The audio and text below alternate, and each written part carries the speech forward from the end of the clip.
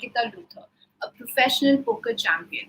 Nikita is celebrated in the Indian poker fraternity not only for her talent but also for smashing all the stereotypes that are usually associated with the male dominated game of poker. So, without further ado, let's just jump right into the discussion. Hello, Nikita. Thank you for joining us today and welcome to the show. Hi, Meghna. Thank you for having me. It's my pleasure. Sure. So, really, we would like to start off with the most pressing question. What inspired you to take up poker as a career? And how do you think it is different from other career choices? I started out in poker because of the fact that it's a very intellectual game, and even though it's played with a deck of cards, I was never attracted to it in the first place. But when I tried to play for fun, with some friends and played on some online free apps, and I realized that it's a very intricate intellectual game which requires a lot of strategy, and I mean it required complex principles of mathematics to be applied, and that is what really attracted me to the game, because it's a game that you can actually beat your opponents with your intellect.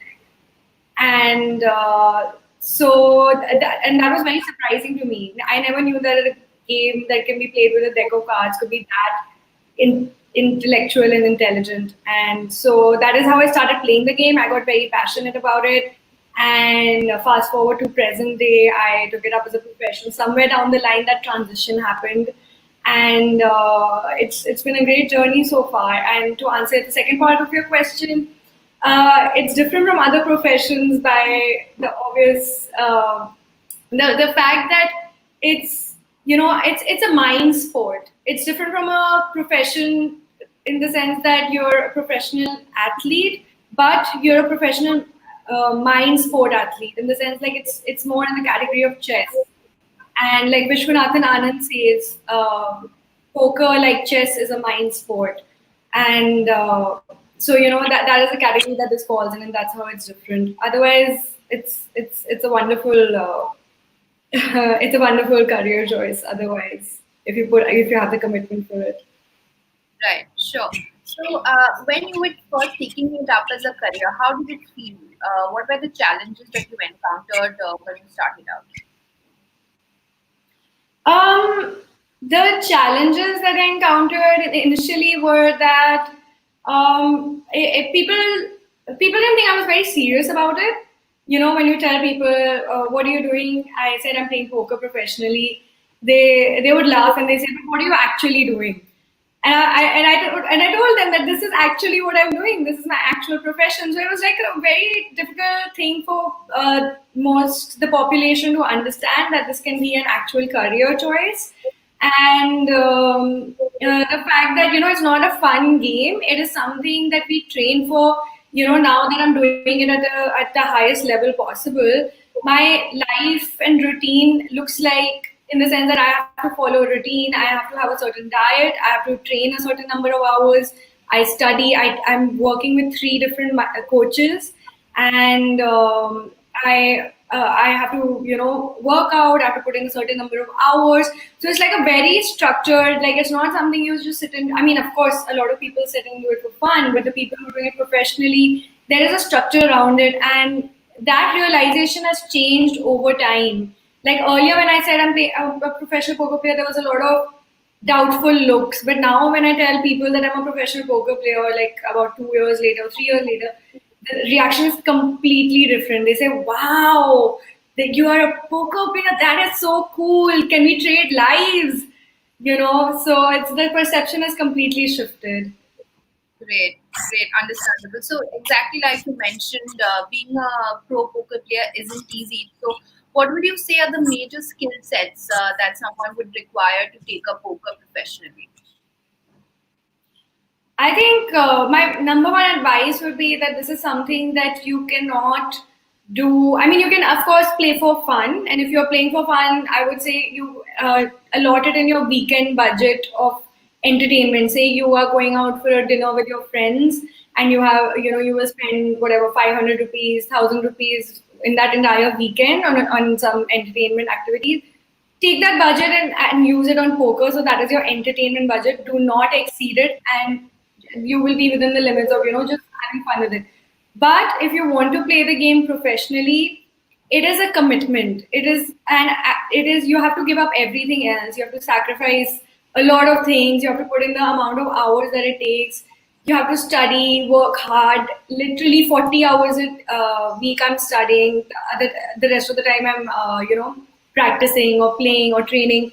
So it's a hard commitment. It's like if you wanted to be a professional football player tomorrow, it will take you. You will have to start from the bottom, and you will have to work your way up, and you will have to sacrifice a lot of things along the way to make it happen. To make it happen. So that is something that people don't realize, that if you want to take it as a profession, that is something you have to do. You have to be committed, driven, and passionate enough to make it Right. a reality.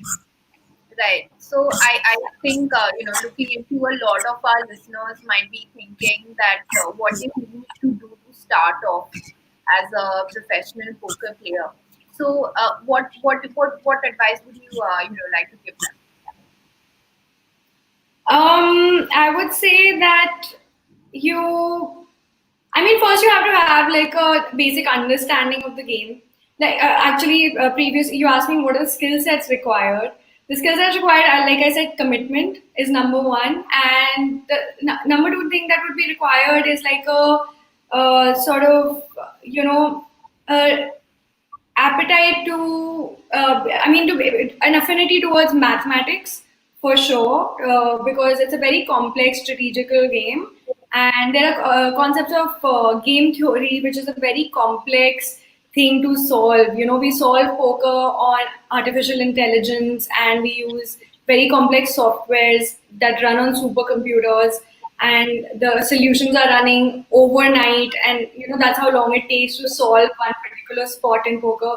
So it's not in the smartest universities of the world. Harvard is teaching it, MIT is teaching it, Berkeley. So the smartest universities of the world are teaching it. So you have to have sort of an affinity to apply your mind and apply your brain. And if you have that, and if you're passionate about it, and you have had some early success in poker, even if it's on free apps. I started playing on Zynga for free money, and my entire rush was to beat my opponents and be on top of the leaderboard in fake points. Like there was no monetary value attached. So you have to have some sort of a you know talent, also not talent, like that kind of passion that comes and makes you helps you become better at the game. So those things combined, I think that is what. And if you want to start out on poker, number one advice would be study, study, study, study, study. Poker takes a minute to learn and a lifetime to master. You can study the game for the rest of your life, and you will not know everything else. So that is what you have to do to start out. So you have to start studying. Sure. So we've also got a couple of really interesting audience questions coming in. Like you mentioned, it's a really hard job to actually master this game. I think one of the hardest things would be to maintain your focus over such really like long hours. So how do you do that? Focus, sorry, it must be, I didn't get that. Sorry, the question was like, how do you maintain your focus for such long hours? Like when you're playing the game, it must be Yeah, difficult. So how do you do that? yeah. That's a really lovely question, actually, because it does require prolonged hours of focus, and that is something a lot of professional poker players struggle with. The fact that to keep their focus alive, because you're making so many decisions per second, per minute, and each decision is actually costing you money. So you have to have the right. It's a mind sport, so you have to have that clarity in your mind, that focus in your mind. And the number one thing that I do for focus is I exercise and I meditate. These are the two things that I do to keep my brain sharp. And I eat right. Like my diet won't comprise of oily foods or heavy carbs, or I even avoid meat, for example. So anything that keeps your and I like to eat things that are good, like that are brain fuel. So I like to keep my brain sharp. I need to exercise. I need to meditate. So and when you do these things, your brain in itself is happy and it is capable of having that kind of attention and focus that is required to sit for long hours and make decision after decision after decision, and each decision is causing you a certain number of rupees. And so having that kind of a lifestyle is really necessary for you to stay sharp and stay mentally focused. Another thing that you can do is, cut out other distractions from Right. while playing. Right. So when you're playing, you want to, ask your family and friends to respect your time and not disturb you between a certain hour. You want to put off your phone. You want to get off social media just while you're playing. Like, you have to cross out all Facebook, Instagram, Twitter, everything. Put off your phone. Ask your family and friends not to. So the minute you are cutting out these distractions, and nothing is draining you, and so you're completely focused and you're able to be zoned in and play the game for long periods of hours. Right. Sure. So clearly, it's pretty evident that you're really passionate about this game. So, and I'm sure that there will be people that you really look up to in India as well as abroad. So, tell us about a few people who inspire you the most. Right. My number one person who is a huge inspiration to me is someone I've learned a lot from as well, Ben CB. His name is Benjamin Roll, but he's popularly known as Ben CB. He's actually the brains behind the number one course in poker available in the world. That course, I mean, I have no sort of benefit from saying the name of the course online or any such thing. I just think it is the best course available. It's called Raise Your Edge, and Raise Your Edge is by far has taught me the most about poker that I could have learned. Like, it's like years and years of learning and understanding and solving the game all mashed up into one course. And so he's a very inspiring human being, just because of the way he lives his life.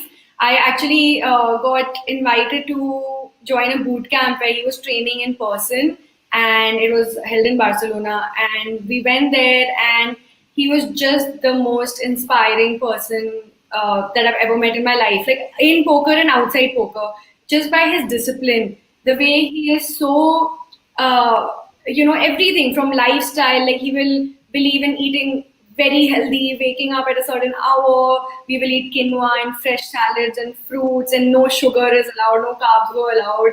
You have to, work out every day. It was like sort of like a military camp in a way as well, because he was just so strict. And then, and the way he is. He's just an inspiring human being. He's just so committed, so focused. Anyone who's feeling a little demotivated in life should just watch one of his videos, and they will feel all charged up again. He's just an inspiring person. So Ben CP is that person for me. Right. Right. Okay. So, you've been playing poker for like what, almost a decade now, if I'm right. Yeah. So, Correct. yeah. So, what according to you is the best poker platform? Poker platform has to be Spartan Poker. They have the best online tournaments going on in the country by far. You can actually qualify for really like affordable amounts of money, like up, like 100 rupee buy-in, and you can have a shot at winning lakhs and lakhs of rupees. So they have such a wide variety of tournaments on offer, and for to suit every pocket, to suit every bankroll, to suit every skill level. If you're a complete beginner to the till and you're a complete expert at the game, if the entire spectrum, Spartan Poker provides solutions for, in the sense that you have all the tournaments and you can select what you want to play, and just by guarantees, there is no other poker platform that comes even close to it. Just by getting value on your money, and in terms of the number of people playing, the value that you get on Spartan cannot be matched. Right. Okay. So, you are again the first woman to win the WSOP Yeah. bracelet in India, right? So just take us through the international experience of playing poker. How different is it?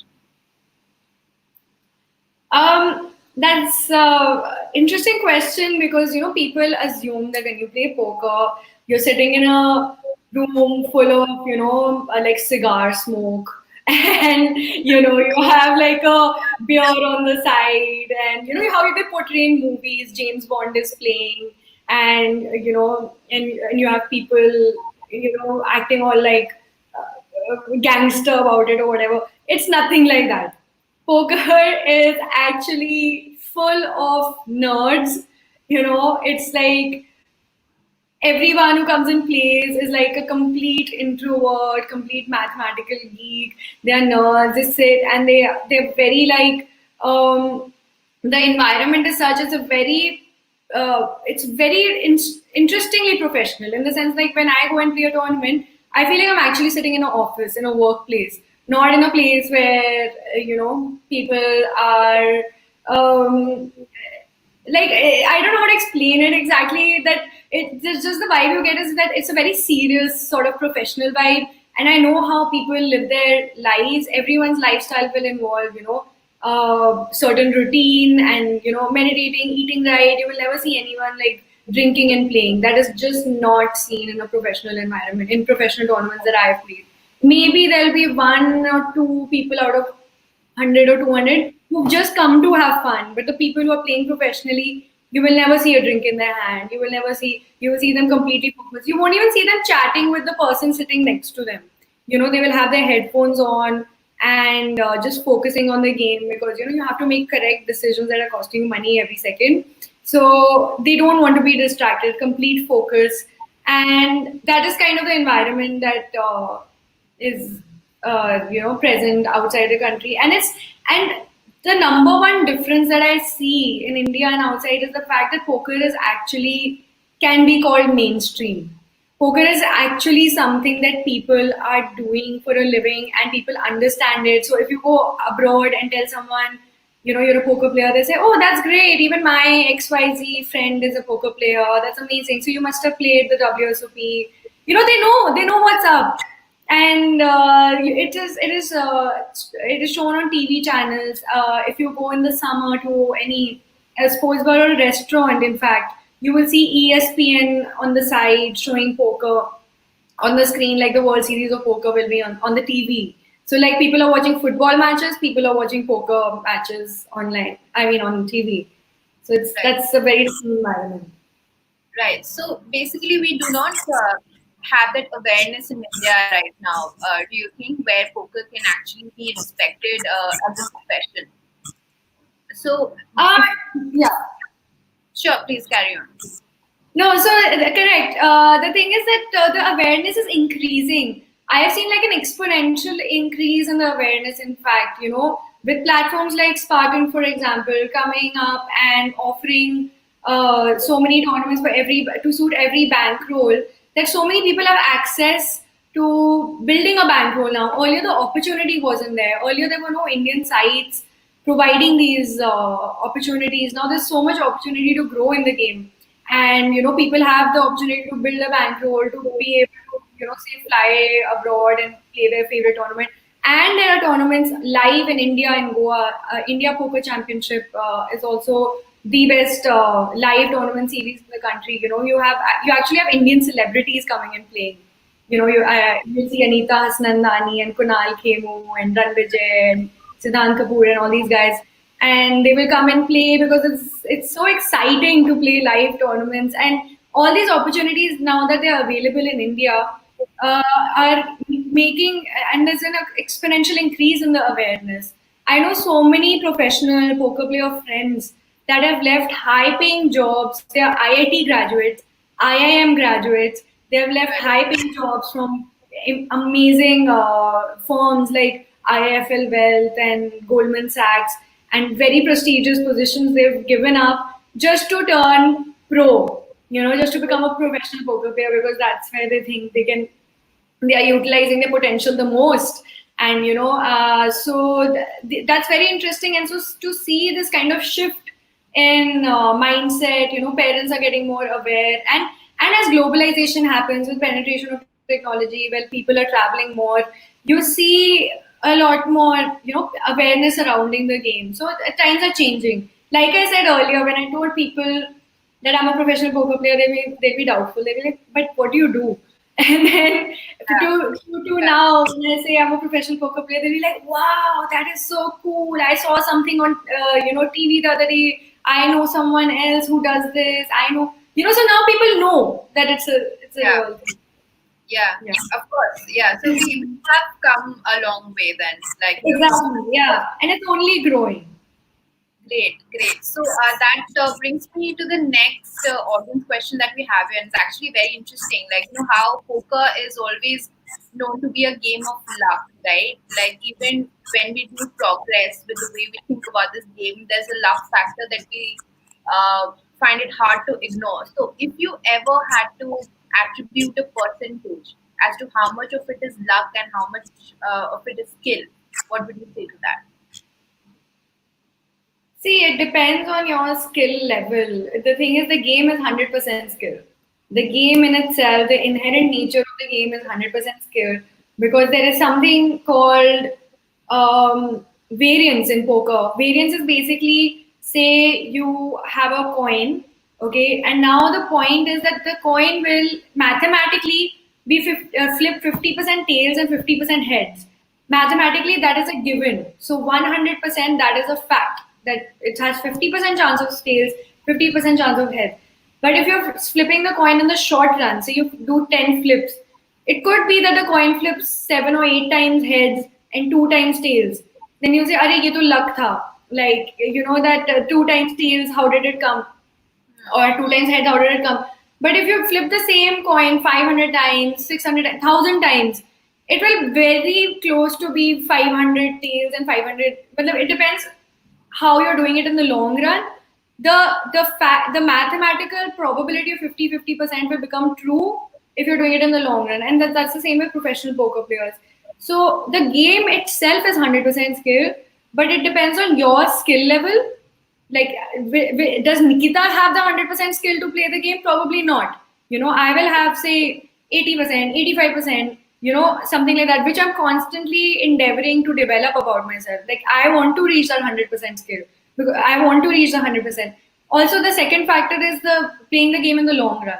In the short run, Meghna would start playing and she might, win a tournament or lose a tournament. But if Meghna is playing in the long run, she has played 100 tournaments, 200 tournaments. Only if you have the skill to beat those tournaments will you be a winner in those 100 to 200 tournaments. There is no way that you can consistently not have the skill and not win. So it's like basically like that. It's a complete mathematical truth that the game is a game of skill, but it depends on your skill level and how whether you're doing it in the short run or the long run. Right. Okay. So, what fundamental difference would you say there is between live and online poker in the The experience? fundamental Yeah. The fundamental difference between live and online, I mean, both have their pros and cons, would be the fact that you are playing with your opponents live and you have a lot more information on them.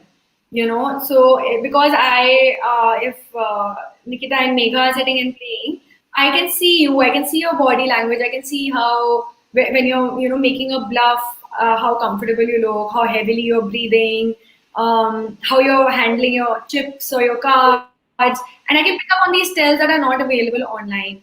Whereas Right. online, you're playing with people behind the screen. You don't even know whether they're a female or a male, where what kind of skill level they have. So you have to play a lot more to understand that and to pick up reads. So I think that physical presence is obviously the number one thing because it's a very major component of poker. Because for me to understand how to make a correct decision based on your body language and all is a huge factor that comes into poker, which is completely unavailable online.